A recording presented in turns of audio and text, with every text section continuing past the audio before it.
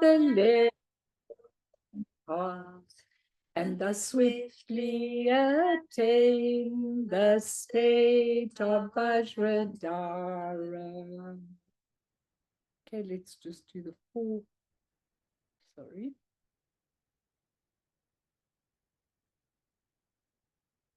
Let's do the 4 limitless contemplation. May all beings have happiness and create the causes of happiness. May they all be free from suffering and creating the causes of suffering. May they find that noble happiness which can never be tainted by suffering. May they attain universal impartial compassion, free of worldly bias towards friends and enemies. Semchen tamje dewatang dewe jutang den pa juchik, dungal tang dungal chichu tang trawa juchik, dungal mepe dewa tampatang mindrawa juchik, nering chak tang ni tang trawe tang nong chempo la ne pa juchik. So good evening, everybody. It's lovely to see all of you. We're starting a new chapter tonight. And everybody comes for the new chapter and then dwindles again. But it's lovely to see all of you. And the topic is the application of Buddhism to Western psychology or psychotherapy, either one. And I think this is a subject very, very near and dear to my heart. And what are my aspirations for this topic, okay? That each of you will be able to take something from this teaching to help you move through your particular suffering.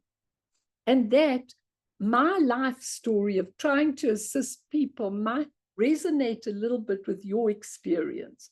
And that's what I really want to, that's my aspiration for this, because I really want to try and look at the suffering of what people do, what people are needing help for in the West, and how the East can actually come together with the West and really do a lot of good things, you know, be able to bring something much, much deeper. So I'm going to start with a beautiful story, which is such a lovely story by Rachel Rehrman, okay? And she is a physician who later on in her life became very, very orientated towards the East and towards Eastern religions and everything. And she writes such beautiful stories. And I thought this one was a really good one to start this whole topic. So she says, 30 years ago, while I was still practicing medicine in New York City, I was taken to see a movie about Tibetan medicine. Tibet was hardly a household word back then. And in the pressure of my training, personal time was really precious. But I went because I was in love with the man who invited me. I've never forgotten the film. It's taken me 30 years to begin to understand what the film was about. She says the film was a documentary, a day in a Tibetan clinic run by a young Tibetan doctor who was also a woman. Unlike my own clinic, on the first floor of a large concrete building, this clinic was high on a mountainside, reached by an arduous and steep cliff. Very interesting, because if you see where the clinic is and you wonder to yourself, how do people get there when they're really sick? So it's a very interesting story, okay? Prayer wheels stood every 15 or 20 feet along this road, and great cylinders covered with sacred words, which people struck in passing, sending them spinning and humming, wafting their blessings, and like perfume in the morning silence. So you can just imagine all these people going up to the mountain clinic and turning these beautiful mantras as they climb up or are carried up. As I remember, she says, this film begins at sunrise. The young physician is there in her clinic alone. She starts the day with prayers and then lights a flame in a huge bowl, signifying the opening of the clinic. We began our day at almost the same time with a quick cup of coffee, a sweet roll, and some light banter in the hospital cafeteria. Very interesting. Marta, I was wondering where you were. Very interesting when you think of the difference in the West and the East. As I watched, I felt a certain attitude begin to come over me, a sort of a National Geographic consciousness. An unbridgeable distance started to open between me and the doctor that I was watching in the movie. Then the doors of the clinic were flung wide, and a great river of people flowed in. The old, the hurting, the very young, the dying, as well as the hopeful, anxious others who carried them and supported them. And I knew them. These were the same people I saw in my own clinic, says Dr. Rehrman.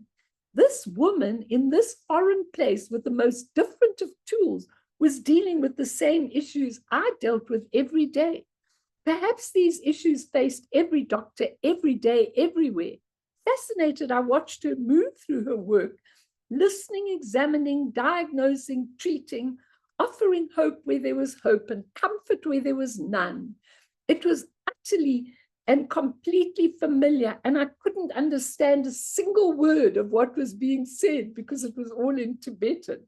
The film ends at the close of the clinic day, a time when I and my colleagues sat at our desks, scrambling to catch up with our chart work. But the day ended very differently in the film. High in the mountains, the sun is setting. The patients have gone. And once again, there is silence. The clinic helpers, young men, run swiftly down the road away from the clinic, striking the prayer wheels as they pass. One, and then two more, and then a fourth and a fifth.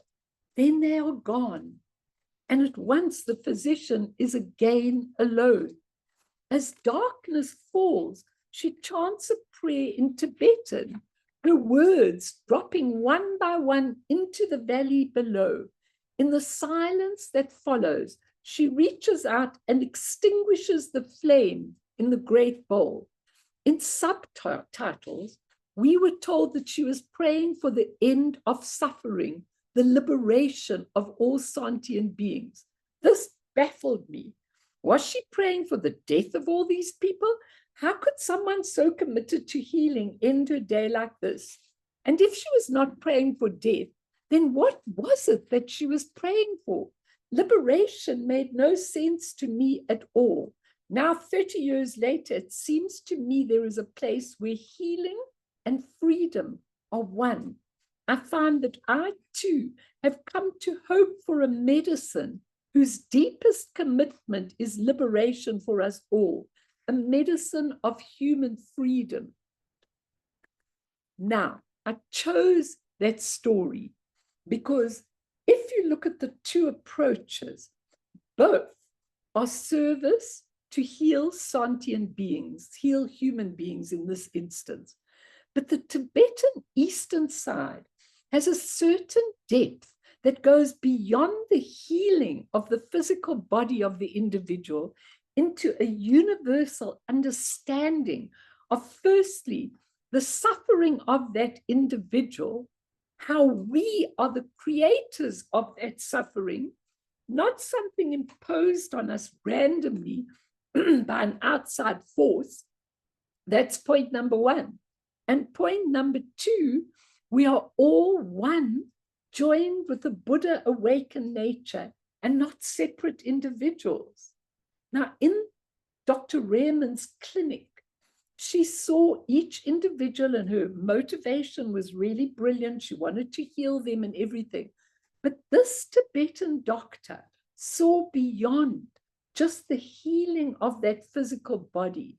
She saw actually something much deeper. She saw that this suffering is really and truly a feature of what we have imprisoned ourselves in. And it goes beyond something we in the West are are really aware of. And this is why I've chosen this subject. In healing people, there's psychology and everything else, in healing them, we have to try and go, we really have to try and go beyond the outer circumstances, beyond those outer circumstances that we have, okay? And we have to really understand that these outer circumstances that we are trying to help are something that is being mirrored to individuals, and most important, and I'm sorry those of you that came in late that you missed the story, but you can go back and hear it on YouTube because it's very important. But before I begin these deep teachings of putting the Buddha's wise teaching into counseling people, into really helping people in therapy and really looking at people and doing psychotherapy, I think what would be beneficial tonight, if you'll pardon me, is to actually try and relate some of my own experiences, because I feel that's the best way. And then I will come to some of the Buddhist teaching and all the different teaching that is given to look at the totality of the individual and not just at the psychology of what that person is actually going through.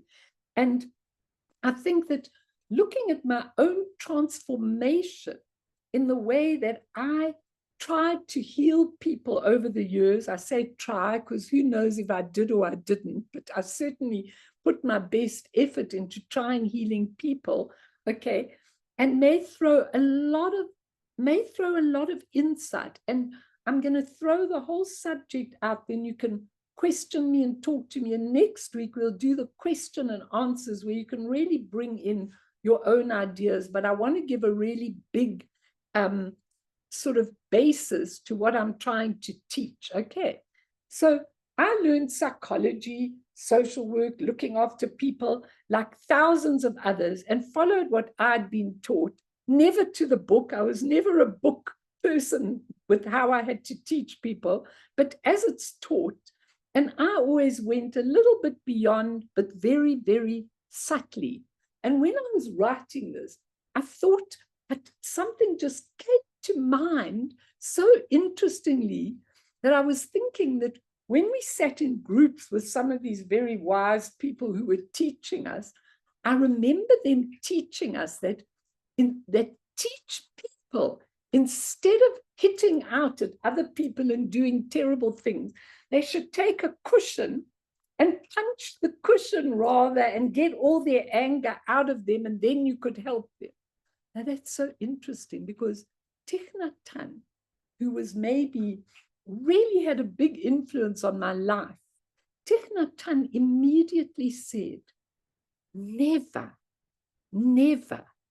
really get people to express their deepest emotion, never get them pounding cushions, really expressing that in psychodrama. He said, because you have an imprint of anger in your alaya consciousness. And what you are doing is, you are not wanting to reinforce that angry imprint, which you would definitely be doing if you were hitting and pretending it was your abusive mother or father or husband or whatever the case is. You were then making the imprint deeper. Now that had a great effect on me, because I thought, you know, these negative emotions, people should not be encouraged to, of course you have to feel whatever you feel, you're a human being. But I'm looking all the time at the karmic tapestry of people. And that karmic tapestry, it's my job to help people to read it and see what is there, and then clean it out before you actually ever go to your death.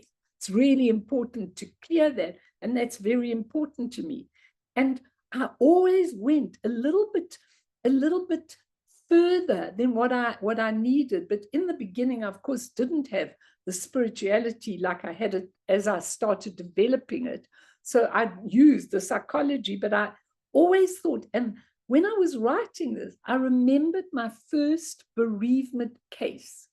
And I remember that I wasn't in private practice. I was working in various settings with prisoners, with aged, with cerebral palsy, in schools and all of that kind of thing. So I wasn't in private practice, but somebody asked me, please, would I see her parents who had lost their 19-year-old son who had drowned. And I remember thinking to myself, I was about in my mid-20s then, a long time ago, okay? And I remember thinking, oh my God, what am I going to tell these people? How can I comfort them? They've lost their child. And what am I going to tell them? How can I alleviate their pain? And you know, already then I knew that there was more. I knew from that first day of my first bereavement case, I knew that to stick to the grief, if you found somebody who had terrible, terrible grief, and a year later and 2 years later, I didn't care how long it took them to get better. But if they were hanging on to the grief years later, something was not working. That grief, that bereavement was a wisdom way of being able to turn around the karmic imprints. And I knew that. And some of you who know me from bereavement days many years ago, I really looked at people and I really understood that when people are suffering, they've obviously got to go through the human emotion, and you need to be there, but they need to be able to see another view.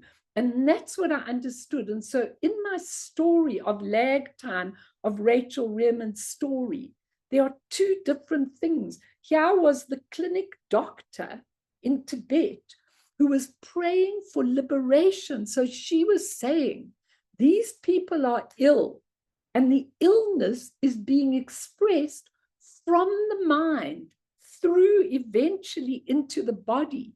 And these people need to liberate themselves through their illness, not just cure their illness. So it's this depth that was very important. And then a little later in my journey, thank goodness, along came Carl Jung, okay? I'm very, very grateful when Jung came into my life because he was very, very important to me. Many of his universal theories, it was before I was on a spiritual path, and many of his universal theories resonated very, very, very deeply with me and took me further. You know, when I looked at Jung, he spoke about a collective consciousness, which is what the doctor was doing when she was lighting the flame for all sentient beings in the clinic. And when she put it out, she was doing it. He knew the collective consciousness, and where we all tapped into. And when he did his theory of archetypes, which was how the actual archetype was like collective ideas of how people are and how things are, and the feminine and the masculine and all these kind of things. And Jung spoke a very big word, which I'm going to teach you about because I think it is so important here, called individuation. So I'm going to take individuation versus individuality, because our whole Western life is about the individuality.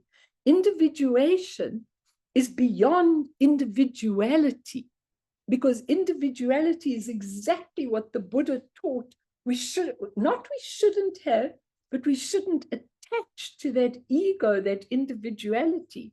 And so Jung was a little bit of a savior for me because it made sense and really gave me a lot of spiritual knowledge and bridged the gap that I would later see.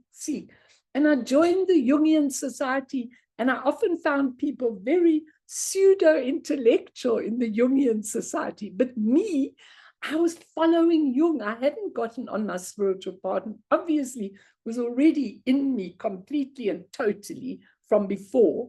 And, you know, I used to often talk to Jung in the books. I used to say, now look, you haven't given the absolute truth here.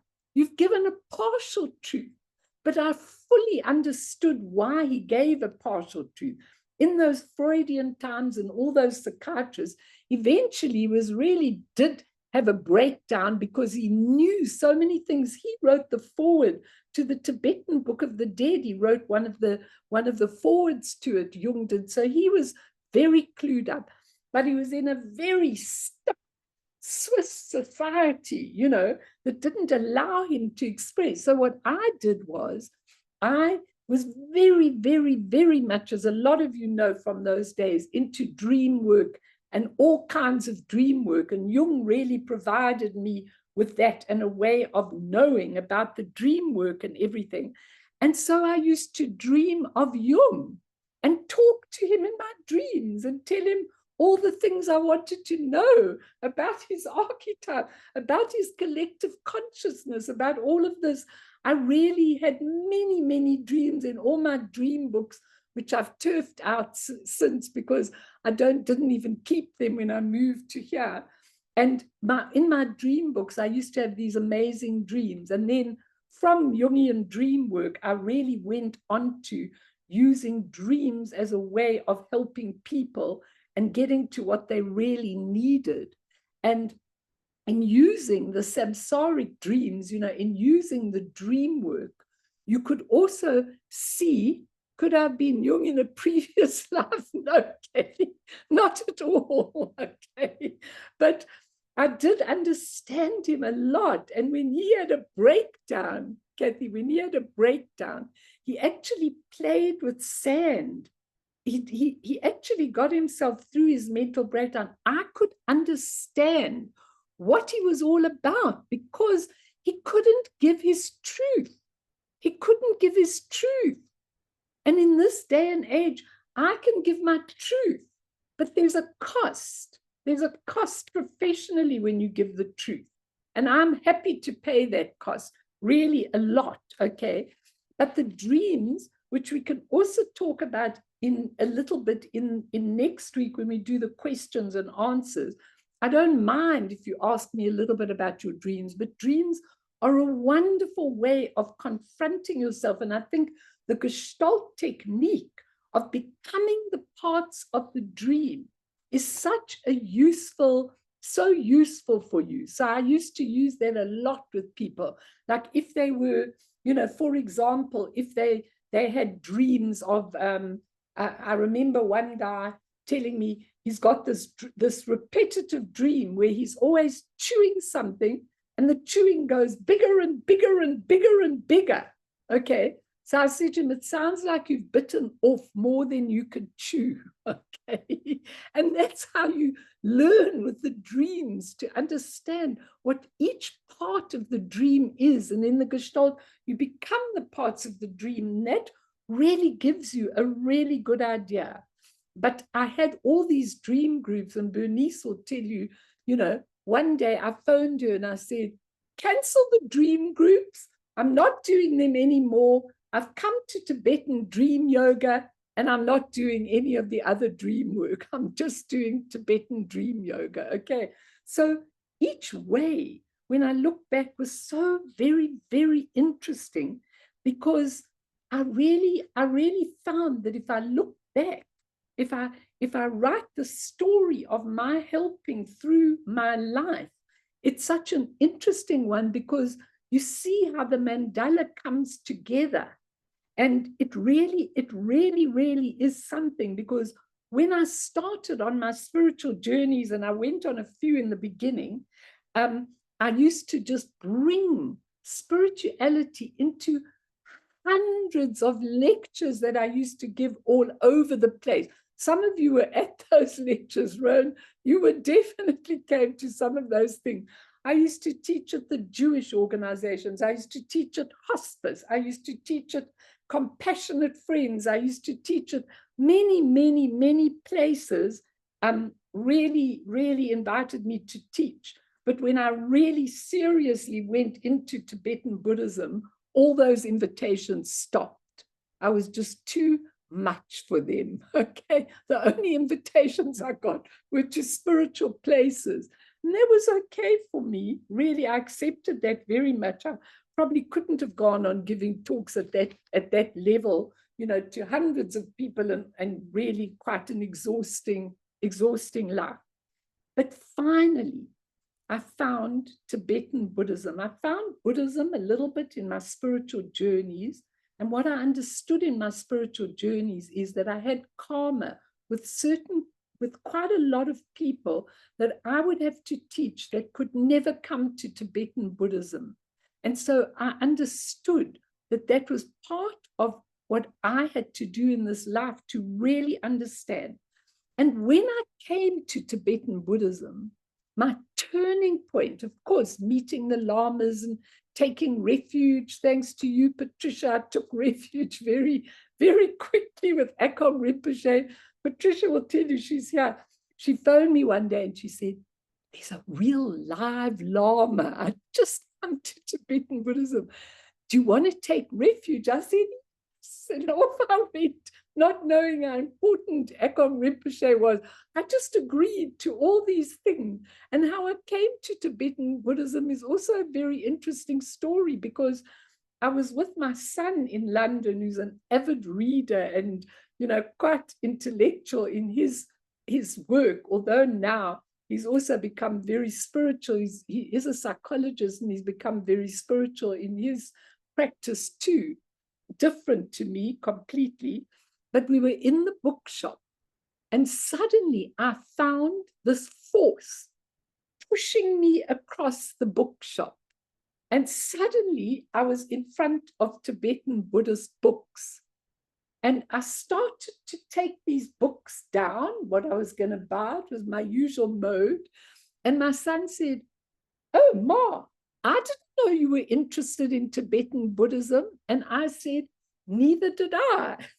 Okay, I also didn't know I was interested. I'd never seen a Tibetan book before. And here I was. And when I finally saw the picture of Guru Rinpoche, the real life picture of Guru Rinpoche, what came out of my mouth, I've told some of you this before, was I shouted out in the room, I'm back. Okay. And then I heard myself shouting and I said, back where? Where did this come from? But that was the motivating force, that mandala, all the time, all the things that I had to do, all the places that I had to go, the way I had to actually, I was never going to be allowed to actually go into a Tibetan Buddhist world and stay out of samsara, was not going to be my role in this life. And so it was really, really important for me to see that I had to stay for the karma that I'd incurred with people, and to stay in samsara while I had a foot in the Tibetan, in the Tibetan world. But when I saw that picture, it was really like coming home. It was truly like coming home again and being back and finding the answers to all the things I wanted. Now, Jung was a great bridge between the Western and the Eastern psychology, okay? And I'm going to give you Rob Priest's bridge, which is very, very interesting. My yearning to know the truth was very, very strong. And so it became imperative to teach and serve more and more as I began shifting from relative to ultimate truth and seeing what it was. And it's funny that all those invitations, I used to get invitations all the time to places, they all stopped. Even the compassionate friends. And I've told you the story, and I'll tell it again here because it's appropriate, that I went to, they used to invite me often to all the parents who'd lost children. And I wrote this topic, where have all your children gone? Okay, so they'd never had such a crowd of people. Okay, they'd never had such a lot of people wanting to know where their children had gone. And I was probably had great courage to do it, but I remember the woman in charge panicking around me and saying, Now, Melanie, we don't do any spiritual theories in this place. Do you understand me? And I said to her, well, look at the crowds of people that are here. Maybe you should ponder that. Maybe people who are bereft and have lost children really do need to know where their children have gone. What happens? Is my child waiting for me when I come back? Am I living this life so that I can see my child when I come back? These kind of questions people wanted to know, but that was my last invitation there. Okay, so what can I say to you? I never got invited to those places anymore. I was too weird and too different, but it was okay because I really understood that. Now, I want to give you two psychotherapists who were also Buddhists and their quotes. First, I want to give you Caroline Brazier. She wrote this book, Buddhism on the Couch, From Analysis to Awakening. I don't really suggest you read that book unless you really want to. It comes from a long time ago, and I'm sure she's developed a lot. But, you know, it was her book that sort of gave me the idea to do this. So I'm quoting from her. She says, why are we always grasping at what we do not have and trying to avoid or destroy what we do not like?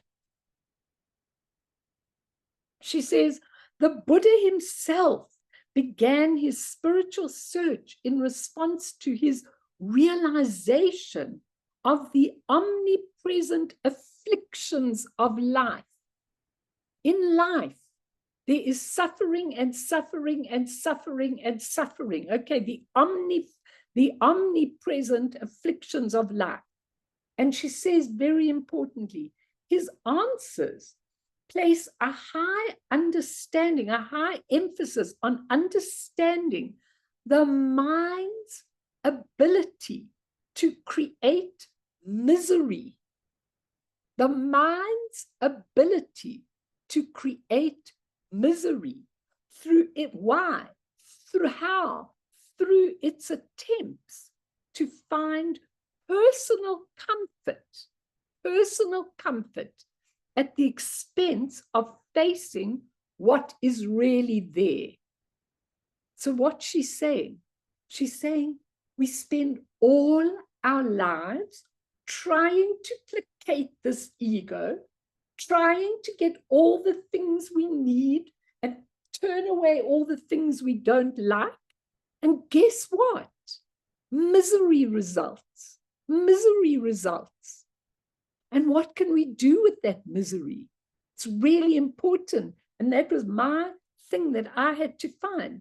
She says, for Buddhism, psychology is embedded as its most important teaching because it so relates to our day-to-day living. Buddhism teaches that because we try to shut out the terrible things in the world, she says, we also shut off the beauty and wonder around us, the beauty and wonder around us. She says, Buddhist psychology teaches us how to restore our vision and break out of this imprisonment.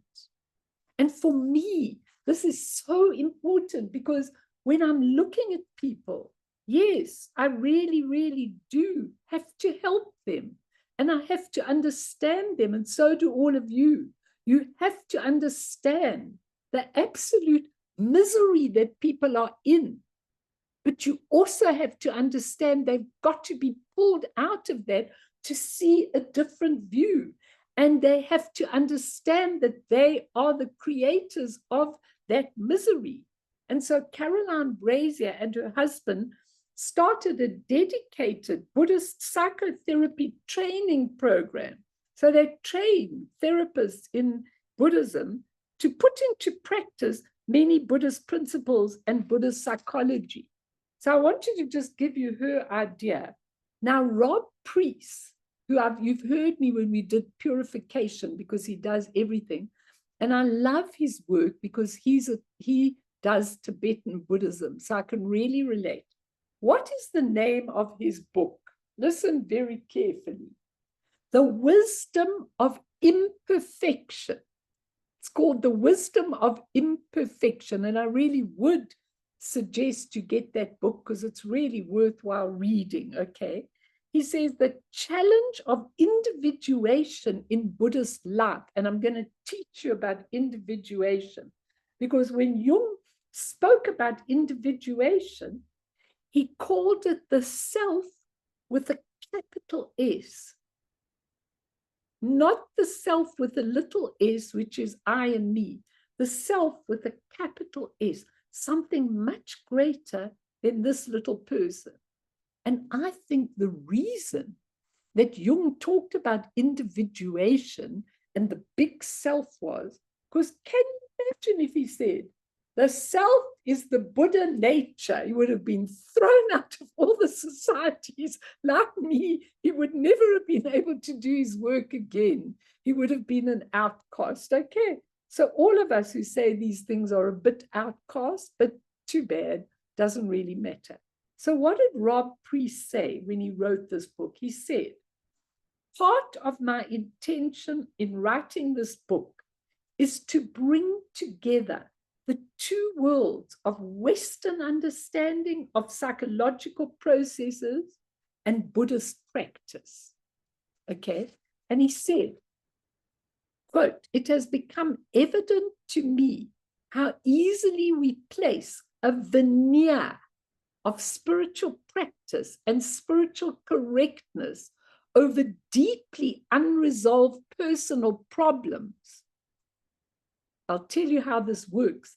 And he said, this can lead to a kind of spiritual pathology. He said, many Westerners explore spiritual traditions because they seek a solution to their psychological malaise. So they're in a really bad pickle. They feel awful about their lives. They feel awful about themselves. They've lost somebody. They've gone through a trauma. They don't have money, whatever else. And so they look for a spiritual path to actually help them through their malaise. Now, I've written in brackets, that's not a bad thing. It's not a bad thing when you're really in a down state to seek a spiritual path. But what is very important is that it doesn't always work. Oh, shame, Mary. Okay, don't worry. It doesn't always work because we have to bring this deep, repressed woundedness, the woundedness that we've got, to awareness. We have to know and seek that woundedness. We have to bring it to awareness in order to gain that view of our true identity. So you can't really go on a proper spiritual path when they're in the West, particularly when there's real woundedness. Now, what is interesting is that when you talk to these masters who are really do take their spiritual path like that and don't seem to have woundedness, and you wonder, did they put their spiritual stuff on top of their woundedness? No, because they never saw all the malaises, all the hardships, all the everything. They never saw it as poor me, or why is this happening to me, or this is my malaise, this is my sickness. They never saw it like that. They simply saw it as paying back karma, understanding themselves better, clearing their spiritual consciousness, clearing everything. They see it in a completely different way. And they never stick to it. They never, ever, ever stick to it. If they see something, they look at it and they move past it very, very quickly. So once we have the awareness, we have a chance of gaining a different view of the woundedness which Buddhist practice really teaches us. Just the understanding that we created those circumstances can change our whole victim status. But not everybody can accept this. I really know that they can't. So we have to be really, really cautious that some people have been in therapy for years and years and years around their woundedness and hardly move past it. I'm going to open up in a minute to you. But I have so many people sending me text messages, okay, asking me for a different view to their particular wounded habit pattern. I have this all the time. They send me a text message telling me what they're going through, telling me their whole wounded pattern, and asking me to try and help them to get a different view of their particular habit pattern. And I am so delighted, if I can, to give the Buddhist view on it wherever I can. And that is so helpful. And sometimes what I do with them is make up meditation practices so that they can get to see the wisdom side of their negative emotional pattern. It's so much easier to do that for people who are already on a spiritual path. Okay. Now, I just want to give you this analogy, and then I'll throw it open. You can question or challenge or anything or say.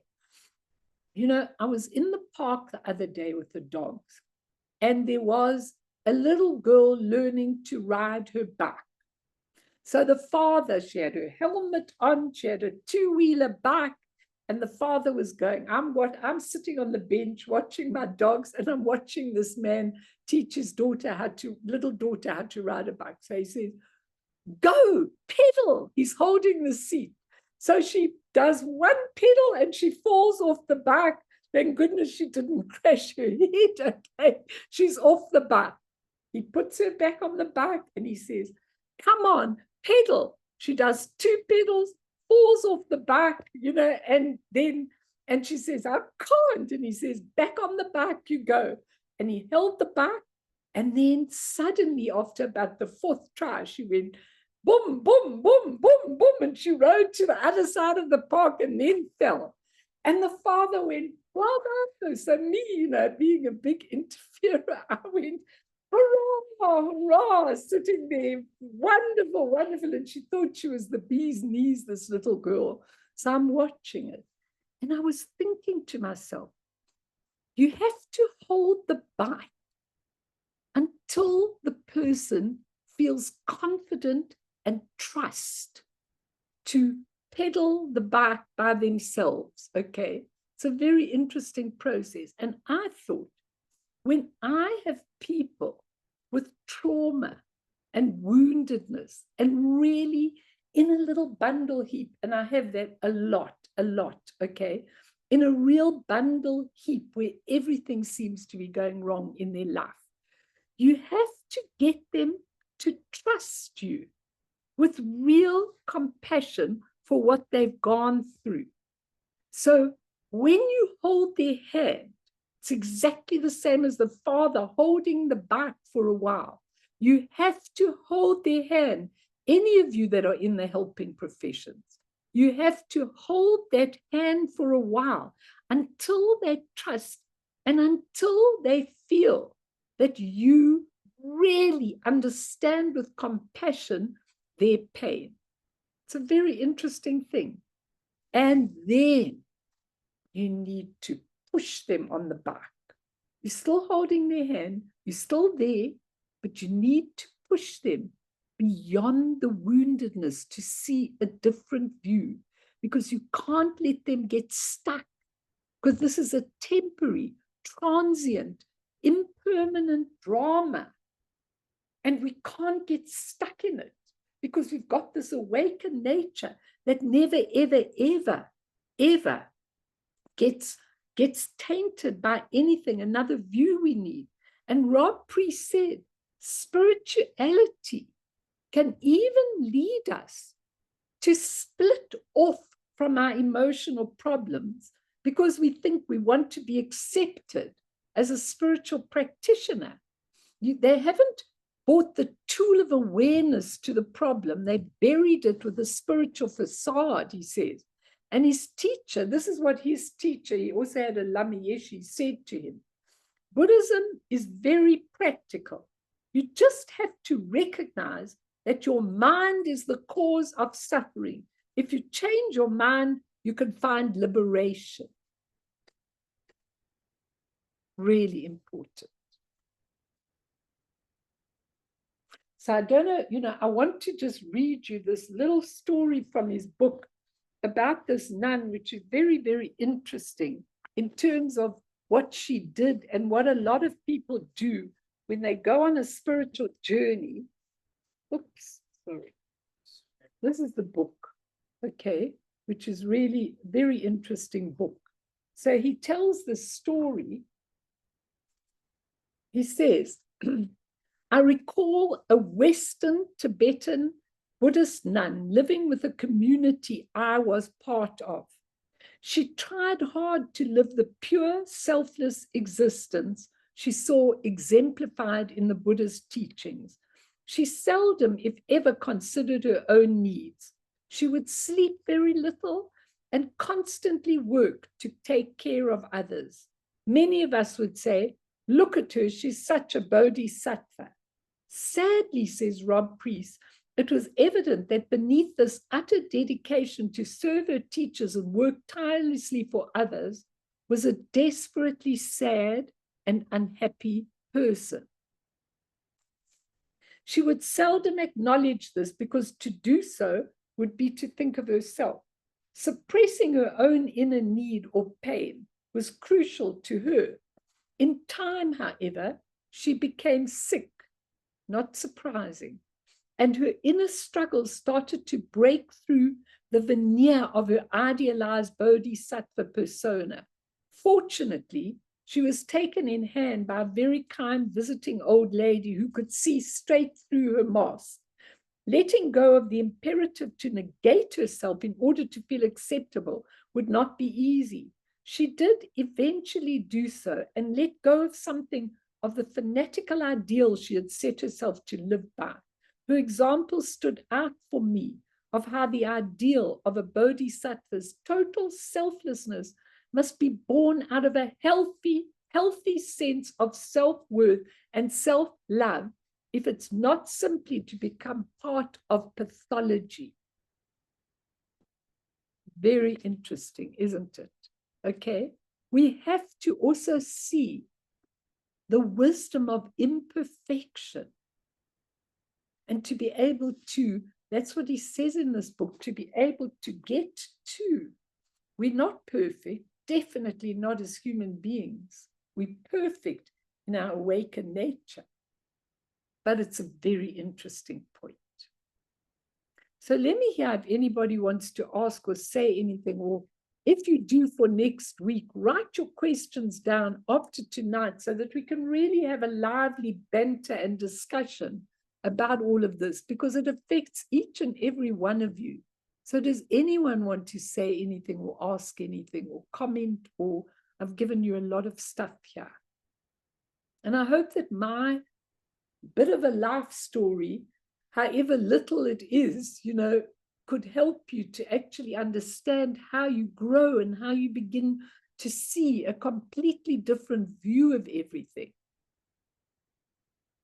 So anyone want to, please. Yeah, I just loved listening to your story and your background and how you came into finding Buddhism, but the background in the Western psychology and the social work and all of that other stuff that you did, like the Ascended Masters, all of that kind of work that you did. And then you came into the Tibetan Buddhism side of things. And I think we're really lucky because we get this the teachings that you give us, and especially tonight, you're coming forward with that. And I mean, I love that kind of thing. In the studying that I've done, I'm very fascinated about Western psychology or Western society, and how or rather Eastern society, and how the West has affected it, affected people. And but yeah, I just loved listening to all of it. But I really loved the story of that nun. I didn't know about that story, because that's really, if we haven't done some of the work, or if we go into it with some in an idealistic kind of way, with thinking, oh, I'm going to be nice or we're just not going to learn. You're not going to actually be of any benefit to anybody whatsoever. You'll just be making more karma. Yeah, exactly. And you won't be resolving it, because You there's won't, yeah. be a sense of surrender, which I'm going to explain to you in Rob Priest's work, because it's really, really important. And I can really relate to that when we take the Buddha's teaching, I want to give it to you in a different way, not in the way you read about it in books. I want to give it to you in a face-to-face way. How can I apply this in my daily life, because it's just for me, like in very recent times, it's such an interesting thing that I've come across many, many women of almost, my age, sometimes a bit younger, that kind of age group. So they're in the last section of their life, but not old, women like that. And some a bit younger, who have such financial limitations. Okay, now what can you tell somebody who has such financial limitations and no possibility of really rectifying that? And what I find in my work is that I'm always come across, what happens with me is that I get a particular type of problem, and then I get more and more and more and more people with that particular type of problem, which is really interesting, because I wonder why in a week I'm going to see 8 people in that situation, or in 2 weeks I'm going to see people having that particular problem.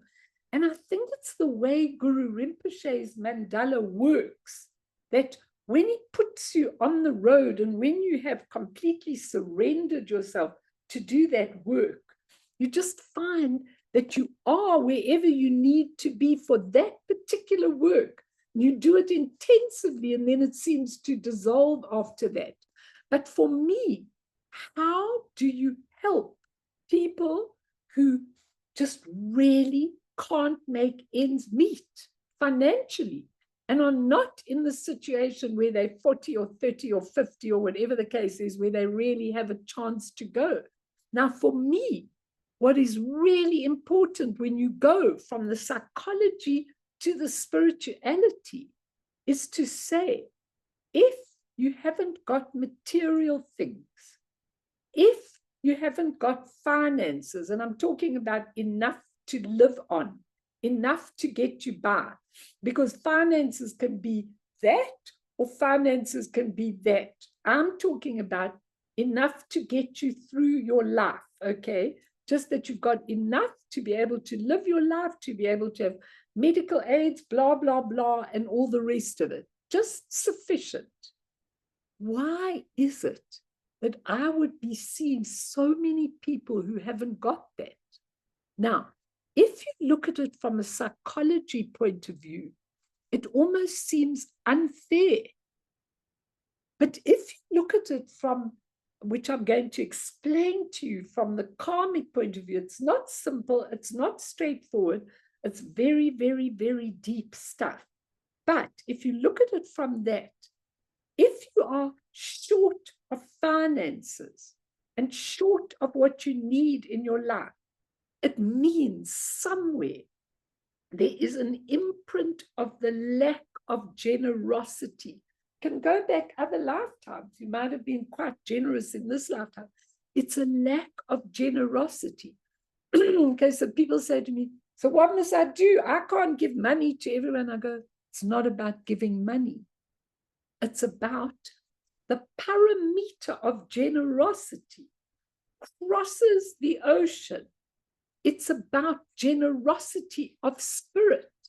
It's about generosity of understanding. It's about generosity of touching hearts. It's about generosity. And I tell these people over and over again, just give and give and give of yourself, all the qualities you have, and offer. When I did the mandala offering, offer this when you're doing your morning prayers. Offer the things you have, your beautiful nature, your touching of hearts, your whatever you can. You're really, really helping in every way. That creates the generosity which will always see you okay through your life. It's the most amazing, amazing thing.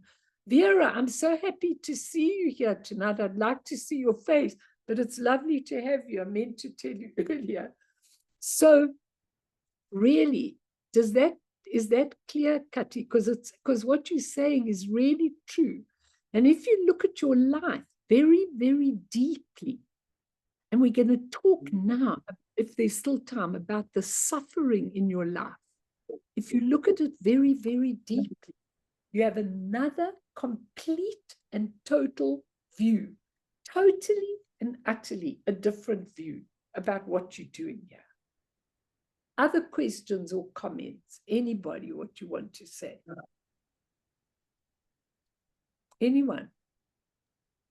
Well, if no one's going to, I just want to say quickly that I think for people that aren't Buddhist or have this kind of view. I mean, I've been with you for years, and I've been following Buddhism for years and years. And I know with some people, they probably see me as very hard, and I'm a bit fed up with them. So at the moment, we're at this thing of, well, she's actually just this very hard Buddhist, she's so mean, or she's so weird, or she doesn't understand how hard it is for us, So at the moment, that's what's going on with two people in my life. And and I'm a bit fed up, but yeah. So I think for people that don't understand, it's difficult for them. I'm sorry, but I can't. I also, I am who I am. I'm always flexible, but yeah, I just wanted to say that. No, what you're saying is true. And you know how many times I have people who just can't. Sometimes I say to people when they ask me, can they come and see me? And I say, fine, and come and see me once. And if you don't like it, you don't have to come back again. Okay? Finished. And there are people that come and don't come back again because I'm just too much for them. They don't want to hear that. They don't want to go on the journey. They don't want to, they don't want to know any deeper view. To go on a journey, you have to commit yourself. You have to really, really go very deeply. Sorry, Vera, it's so nice to see you. Talk to me. Well, I could say that, I mean, it's not much different from what Kathy said much earlier about that nun. But yeah, I've realized a while ago that there's a problem with teaching or like the idea of bodhisattva. Sorry, I'm not very good with expressing things, but basically, I can see that a lot of people are behaving almost like bodhisattvas, but actually, they are not behaving like that because that is a conscious choice, but because of being afraid of people or people pleasing or basically based on their woundedness. Lamas commend you, all those kind of things. Yeah. I even asked Ellen in one of our recent Atisha, sorry, not Atisha, now we're doing Gampopa, we're doing that book. So I even asked him because there was something we were talking about that obviously raised that question. Is it really healthy to encourage those people who already clearly totally unhappy and totally not able to view themselves, not able to, like, I liked how you said, she doesn't even realize her own suffering because to do so, what means to look at herself. Exactly. Precisely that. Exactly. And I've realized it's not healthy for those people. It wouldn't be. So I was, like I said, not the last session, but the one before, we actually had spoken about it on our group. Yeah, that's what we also concluded, that it has to be a healthy person before they Yes, can choose yes, a bodhisattva yes. path. And It you has know to be. what? To take that further, just mute yourself, otherwise the screen goes funny. Just mute yourself as I'm giving you this answer. Thanks. Because otherwise the screen doesn't work. But let me tell you something. What's so interesting is that you can tell if somebody is really truly resolved in themselves and now on a spiritual path to help you by the feeling you get from them. The feeling you get from them. If you get that dead feeling from them, you know, that's not a bodhisattva. Bodhisattva doesn't say, I'm jealous of you and I don't like you and I won't do this for you, you know, and then just pretends to do it. You can feel it, Vera. You can really, really feel it. You know, I remember my very first visit to Sammy Ling, and I went in. Ekon Rinpoche was giving a course. I didn't even know he was going to be giving a course. I was just visiting because I'd taken refuge. And I went there and there were about 300 people at a course. And I was lost, bamboozled. I didn't know where to go for this or what to do for this or what. Nobody helped me. People came. I'm saying, like, where'd you get the plates? Where'd you get the knives and forks and everything? Nobody helped me. You know, everybody saw me looking. Nobody stopped and said, oh, you obviously new around here. Let me show you the way. You know, nobody did. They all just went on with this veneer, you know, this veneer of here we are. This is a wonderful course. Here we are on a spiritual road. Nobody even cared that I didn't know where anything was.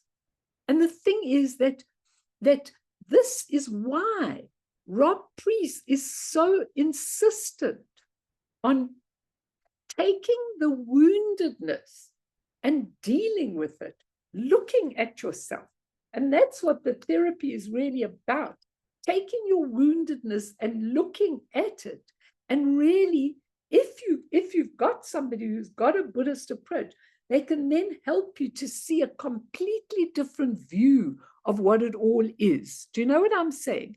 And that's important. But when people do the spiritual veneer over unresolved psychology in the psyche, they can't make it. I can tell you. And you can tell, not by knowing them, you could just tell by being with them for half a minute. I can tell, because you can see how they are, how they respond, what they do and everything.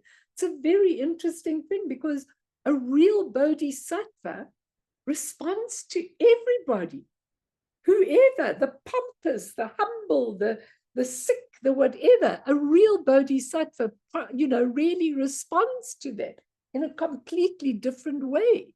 So it's really important.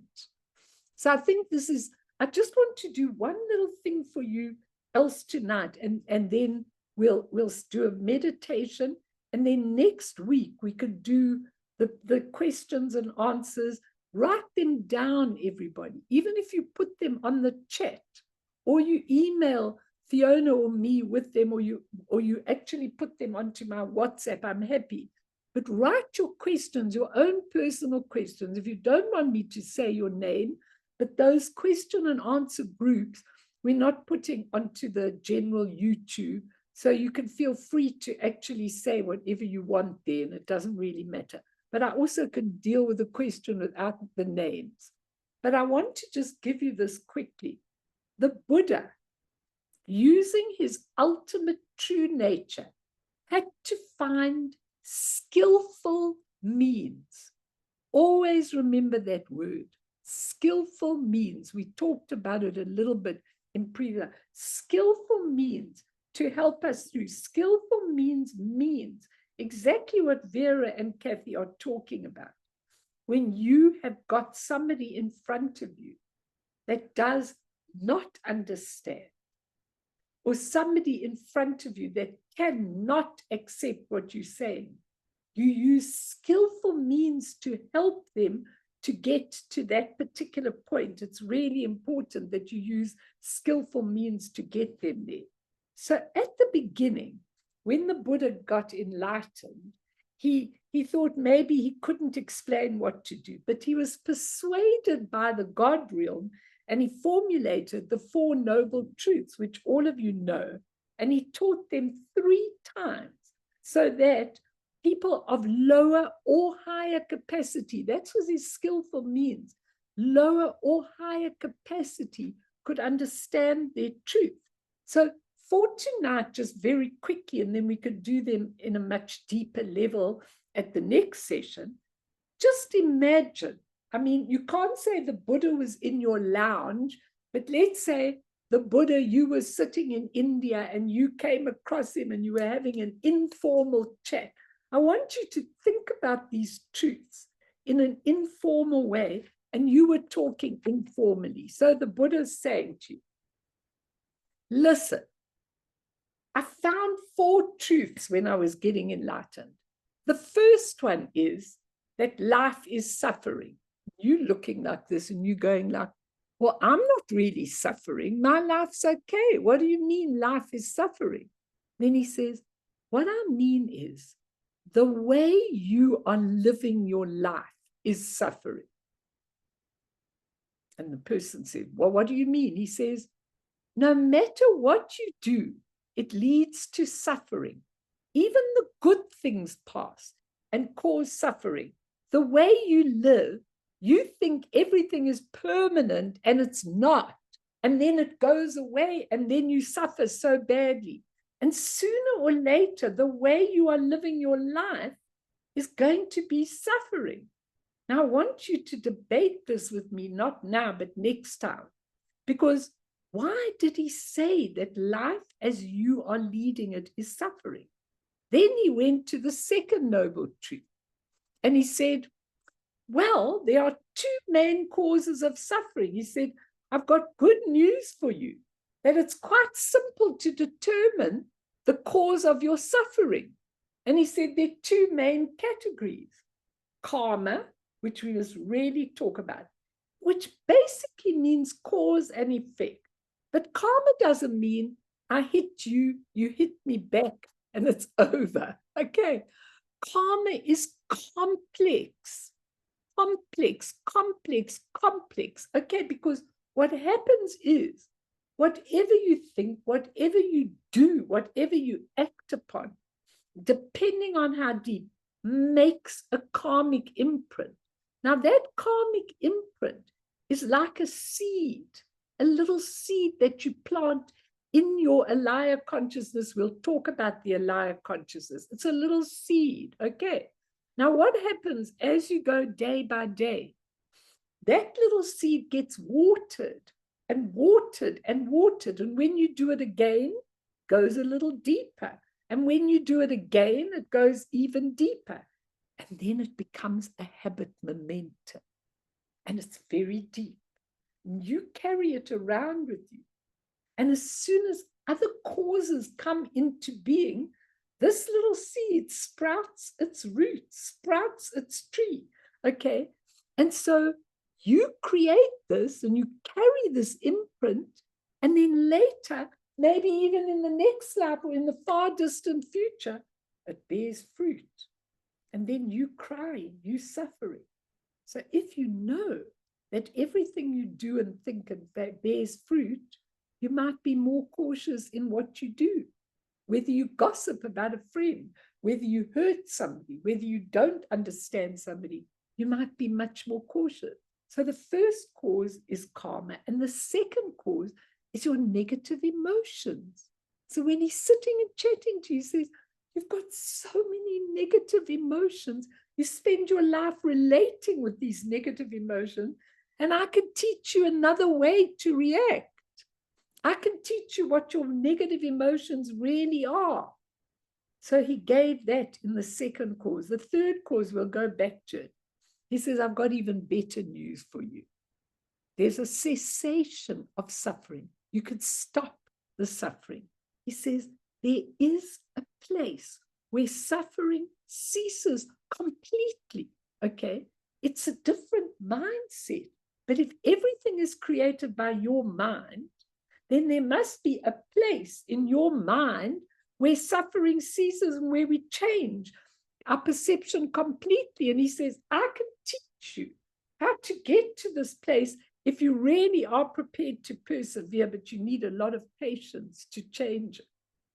And then he says, the fourth noble truth, I'm going to give you a path to get there. He says, I will give you each a different path to get to this place and create a different way. In fact, I'm going to give you 84,000 paths, not only an eightfold path, I'm going to give you 84,000 paths. Why am I going to do that? Because then there's one for everybody to be able to take to go to the place where suffering ceases. So I want to talk about these a lot because I don't want to talk about them like a theory of the Four Noble Truths. I want to talk about how they affect you. But the Buddha didn't teach them once. He turned the wheel of Dharma and taught them like that the first time. Then he turned the wheel of Dharma for people who could understand. And the next time he said, life is suffering, and you must make a big effort to actually understand this fully. So he said that with all the truth. Then the third turning, for the people that could really relate, in the higher turning, he said, life is suffering, you must understand it, but actually there's nothing to understand. And that's when he taught emptiness. Because what he taught was, nothing is solid. There actually is no solid thing there. Emptiness means full of possibility, and we'll talk about this next time. But he chose it very, very carefully. And what he was saying, when he's giving you a one-on-one discussion, he goes, it's up to you. It's up to you. Do you want to go through your life like you are, with lots and lots of suffering? Or do you want to see it differently, drop the suffering, and really liberate yourself? Do you want to? Lots of people say, no thanks.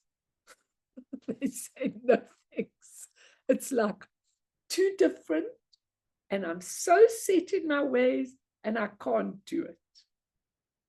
And what you have to do really is, you really, really, really have to just you have to be really, you know, Surya Das wrote the Toddler's Creed. He wrote this out. He said he saw it on a nursery school wall. What does a toddler think? A toddler says, if I want it, it's mine. If I give it to you and then change my mind, it's also mine. If I can take it away from you by force, it's mine. If I had it a little while ago, it's mine. If we are playing something together, then all the pieces are mine. If it looks like the one I used to own or have at home, it's mine. Okay, that's the Toddler's Creed. I wonder how many of us still have the Toddler's Creed when we're grown up and when we're in old age. And just give them a little lightheartedness if you can. If you're still around, she's just come back from thing. Fee, if you are there, can we just put on Peanuts for 1 minute? I don't know. Oh, she is there. Great. Have a look at this. Charlie Brown goes for his psychiatric help for 5 cents, okay? And she says, Lucy says, life is like a game, Charlie Brown. Sometimes you win, sometimes you lose. And Charlie Brown, very despondent, says, I'll be happy if I just make the playoffs.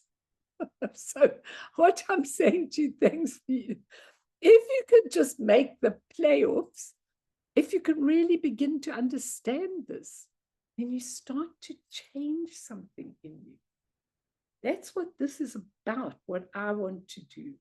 I've got lots to teach you about what the Buddha taught and how you can apply this to your own psychology. But let's just do a little meditation, and please write all your questions down and your comments, because when we come to do the question and answer, it's such a deep subject for all of you, but understand, if you really want to liberate yourself and you want to be on a spiritual path and you want to be finished in this life with all your stuff, you need to learn this. You need to see the truth of all of this and to have a happy life at the same time.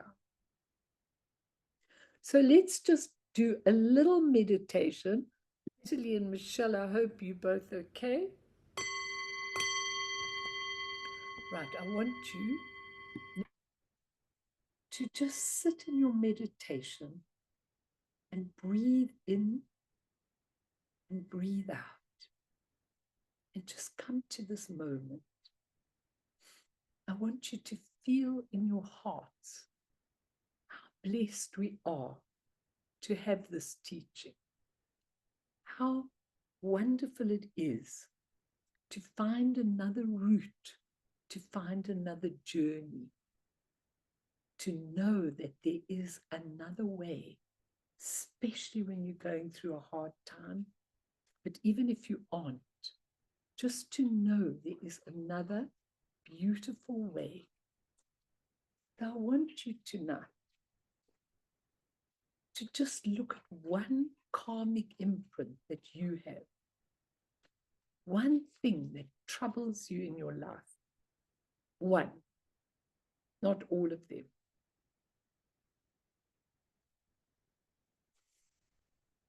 I just want you to see the one thing that troubles you.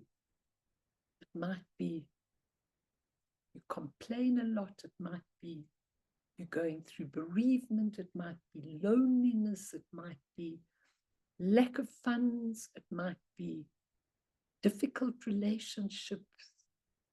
It might be any of the things that you are going through.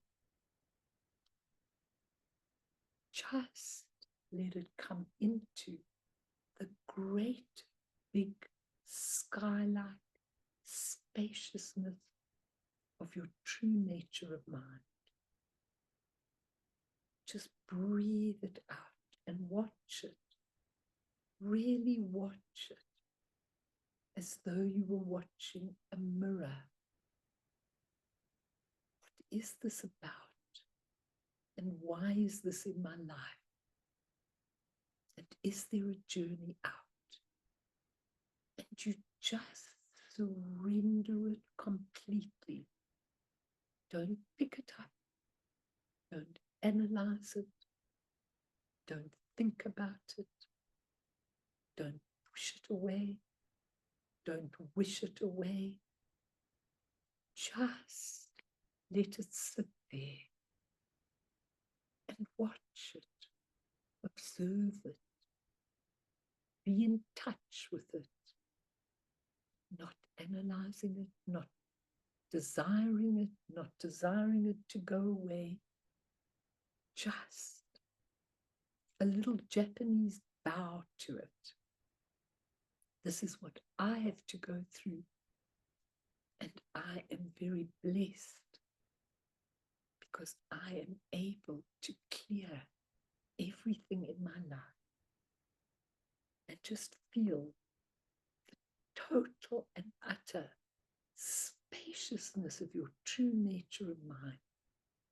When the Buddha said, there is a place where suffering ceases, what he meant was, if you train your mind, you can go to that beautiful, beautiful space, true nature, where none of this is painful in any way. There's no stain, there's no deprivation. It's just a sense of knowing and being spacious and with full of other possibilities. Just open your mind, open, and surrender whatever it is you're struggling with. Allow it. It is perfect. You're in the perfect time and the perfect place for your very own creation. Don't fight. Don't fight.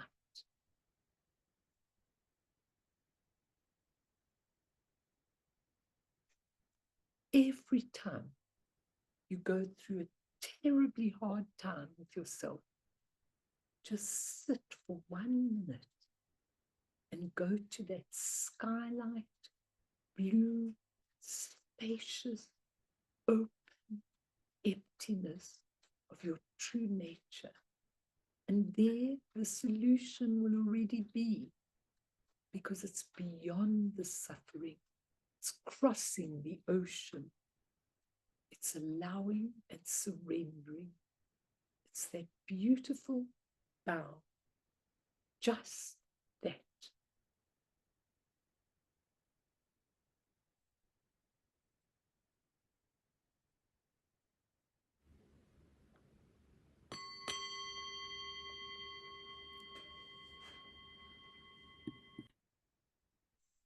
So feel it's dedicate. And then please write all your questions and things down. I'm so happy to tackle, and there is a Buddhist answer for all of the things where you go, and most of it is going to that beautiful nature of mind. So we dedicate for all the people suffering everywhere in the world, in the wars, the hostages, the starvation, the earthquake in Afghanistan, the terror, the dictators, for all the people that are suffering. We dedicate, if they can just get 1 inch from this, then it will have all been worthwhile. Through this merit, may all beings attain omniscience, may all obscurations fall away from the stormy waves of birth, old age, sickness, and death. From the ocean of samsara, may all beings be freed.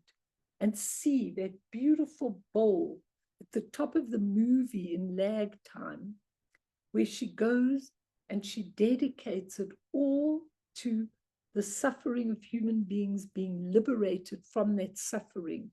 And imagine we've got this big candle with all of us gathered tonight.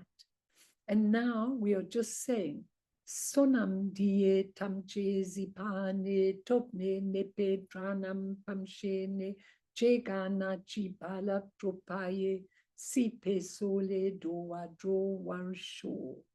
And we're taking this beautiful light and just putting out the candle, which is really beautiful, because I hope this teaching can really benefit a lot of people.